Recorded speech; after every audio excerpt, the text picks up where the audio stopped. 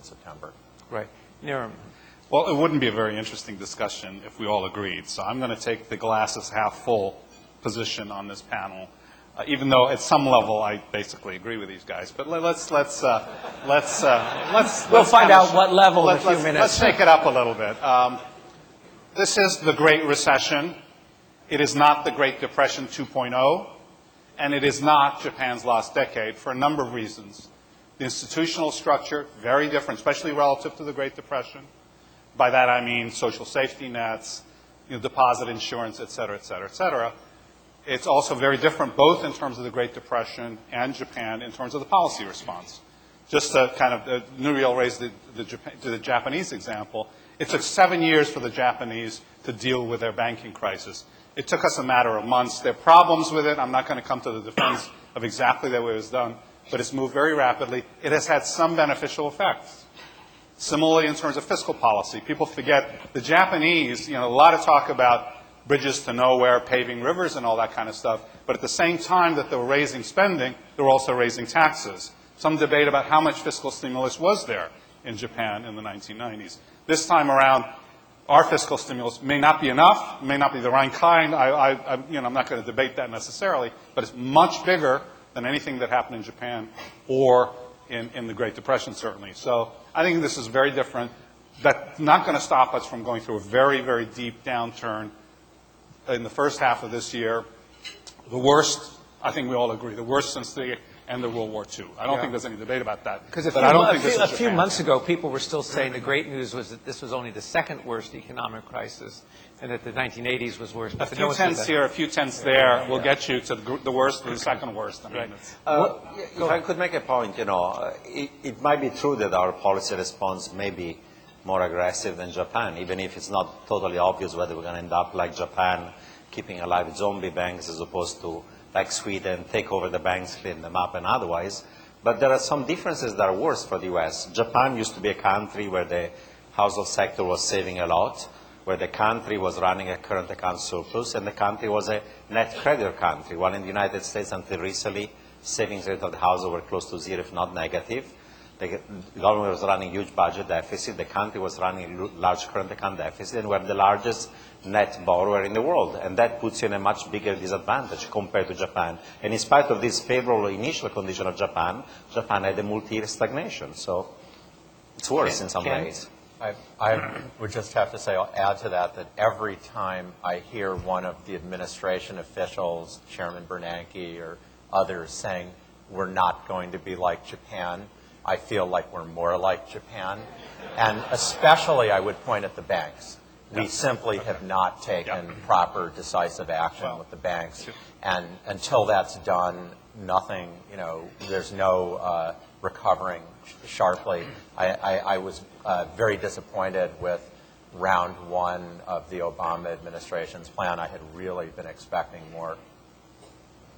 Can I just and then also would answer and then give us a sense of you've been lowering your forecast, kind of why you've been lowering it and where you are now, what numbers you're using for 2009 and 2010. Okay. I'm happy to do that, but let me just come back on both of these. I mean, I don't necessarily disagree with what you've said, other than sort of in the balance, sort of where does it come out. I agree with you, Ken, that there's a lot more that they will have to do eventually on the banking system.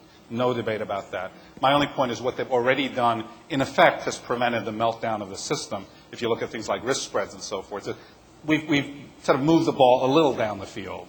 More needs to be done. On that, I completely agree with you. In terms of where are we with our forecast, at the global level, well, let me just the U.S., Europe, and Japan. U.S. right now, I would say probably down 2.5% to 3% this year. Depending on where that ends up, it's either the worst or the second worst in the post-war period. I don't think we should quibble about that, frankly. Europe, very similar kinds of numbers. UK in particular, I think, is very hard hit. 3 to 3.5% down. Eurozone, maybe 2.5% down. Same thing with Japan. The big question, of course, is China. What is China going to do? Our Chinese forecaster right now, I had to push them to say 5.9. A number starting with 5. Would I be surprised to see a number starting with 4? This is after China grew 13% in 07. No. At the global level, our numbers are different than the IMF's. We weight them using market exchange rates rather than purchasing power parity. So we've actually got a contraction of between 1 and 1.5% at the global level. That in the IMF equivalent would be 0 to -0.5. And 2010? 2010 at the global level, barely 2, which by our definition is the cusp, whereas at the IMF would be 3 would be the cusp. So it's just very, very tepid growth. For the U.S., we think a little stronger growth. And I just want to make one point in a second. In U.S., we're saying, I don't know, 1.5 to 2% next year. Eurozone, only 0% next year. And the reason is very different policy response. As problematic as the policy response in the U.S. has been, and it's been problematic, the response in Europe has been very timid, very cautious. So we think that talking about U-shaped cycles is going to be even more pronounced in Europe. Nouriel, what are you, in terms of, would you put a date as to when you see the recovery? Well, first of all, we all agree on 2009 is a lost year. In my view, the fundamental imbalances of the U.S. economy in terms of need to deleveraging, need for the consumers to cut back on consumption, rebuild savings, and the damage we've done is such that even if we had positive growth next year, say, at most 1%, it's going to feel like a recession, even if technically we're out of a recession. Think about the last recession. Lasted only 8 months. Technically, it was over by November 2001, but job losses continued for another year and a half, all the way through August of 2003, for a cumulative loss of jobs of 5 million. This time around, if we're going to grow only 1%, job losses are going to continue all of 2010. The unemployment rate could peak above 10%, in my view. And whether we're going to then go back to something closer to potential growth in 2011 or 12, in my view, depends very much on the policy response. If we don't get the monetary part right, the fiscal policy right, if we don't fix the banking system the right way, if we don't deal with the debt burden of the household sector, I see a 1/3 probability right now of a L-shaped Japanese stagnation. It's multi-year. So I'm not going to rule it out. So whether we're going to end up into a severe recession that by 2012 leads us back to potential growth or not, or something more severe, depends very much on whether we're going to do the right policies or not.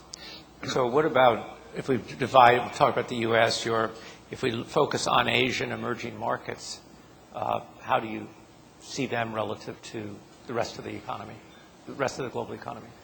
I worry about a real hard landing in China. I mean, China, our forecast for growth this year is 5%, and for an economy that needs a growth rate of 10% to move about 10 million poor rural farmers to the modern industrial sector every year, 5% is a hard landing. The numbers on Q4 were 6.8%, but that's year over year. You transform it to quarter over quarter, annualizes close to 0.